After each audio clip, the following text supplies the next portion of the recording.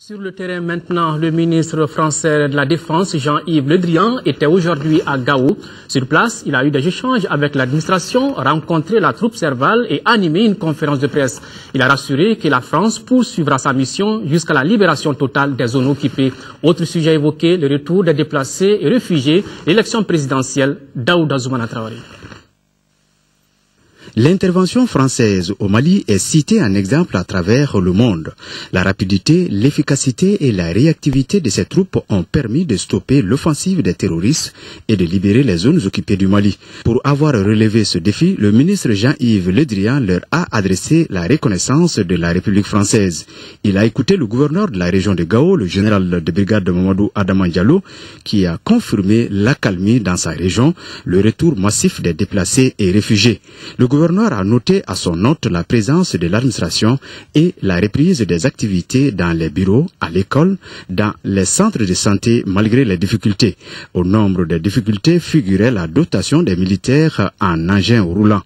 Actuellement, beaucoup a été fait dans ce sens. Aujourd'hui, je pourrais dire que toutes les unités de Gao, de Menaka, même Kidal, sont équipées en véhicules et en armement.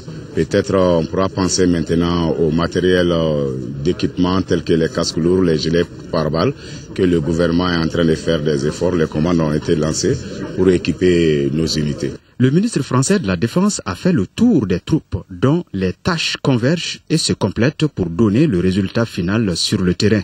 La poursuite de cette mission par l'armée française a été votée par l'ensemble des députés, une première dans l'histoire française.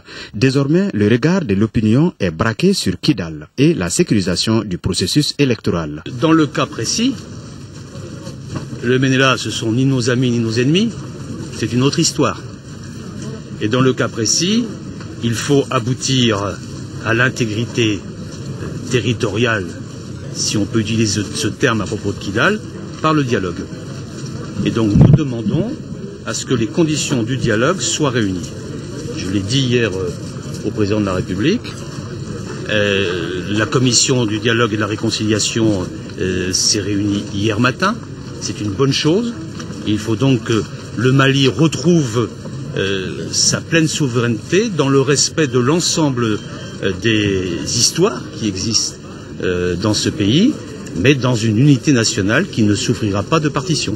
C'est indispensable que le Mali se dote d'une autorité démocratique. Donc il importe que les élections aient lieu le plus vite possible. La transformation de la MISMA à la MONUSMA et la collaboration des forces sur le terrain ont été appréciées par Jean-Yves Le Drian.